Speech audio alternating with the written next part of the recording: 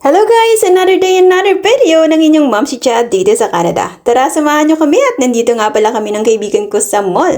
Today is Canada Day. Ayan, happy Canada Day to all of Canadian people at sa lahat ng mga taga-Canada. Happy Canada Day po. Enjoy this amazing day. Ayan, so nandito kami sa Bath and Body Works kasi nga naghahanap ako ng pandagdag sa aking box. At eksakto, naka 75% off sila. At kaya tara, samahan nyo na kami sa loob. Ang hinahanap ko lang naman dito ay lotion or yung pabango. Okay na ako doon. So, mag-budget nga ako dito ng $100.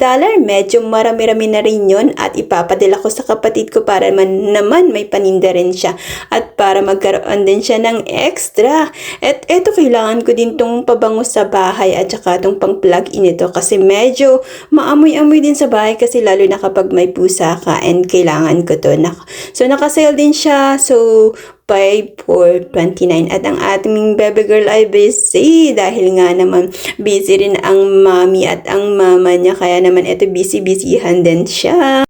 At eto na nga guys at natapos na kami sa pamimili at nakadami rin kami kahit papaano pero okay lang at nakakuha kami ng sale. At eto na nga kami at magpapapaint kami ng face ng aming baby girl kasi naghintay siya ng matagal sa amin.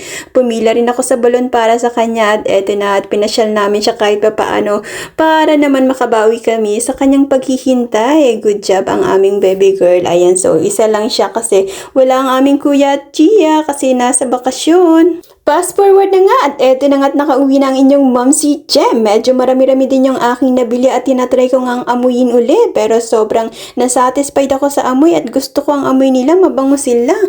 Medyo nakarami rin ako kahit papaano. Okay na rin tong pandagdag sa box ko. O diba?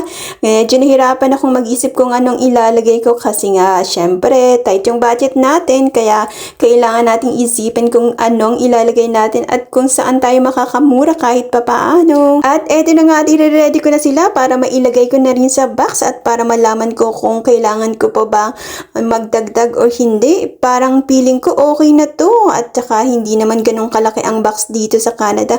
Hindi kagaya sa Taiwan na talagang meron kaming large or jumbo box. Dito isang size lang at eto na ang size ng box na nasa likod ko at okay na rin to at alam kong madali rin tong mapuno kasi hindi naman siya kalakihan.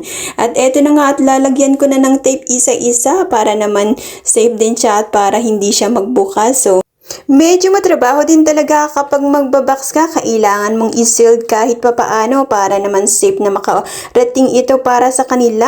And ayan, kaya naman iisa-isahan nating lagyan ito ng tape. Tinatamad pa nga ako ngayong araw na to na lumabas pero kailangan ko talagang bumili ng mga kailangan kong ilagay sa box at sakto nung i-message ko yung kaibigan ko, nandito lang pala sila malapit sa amin at nagpapa-blood test.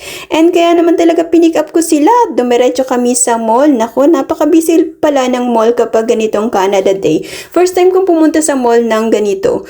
And napakarami rin silang activities dun at nakakatuwa din namang gumala-gala. And ayan, sakto. Nakabili ako ng kailangan ko. At feeling ko naman okay na tong mga nakulik ko at enough na rin to para maisara ko ang aking box at sana naman ay matuwa ang aking mga mahal sa buhay na tatanggap na neto. Kahit hindi ganun karamihan ay pwede na rin kahit papaano.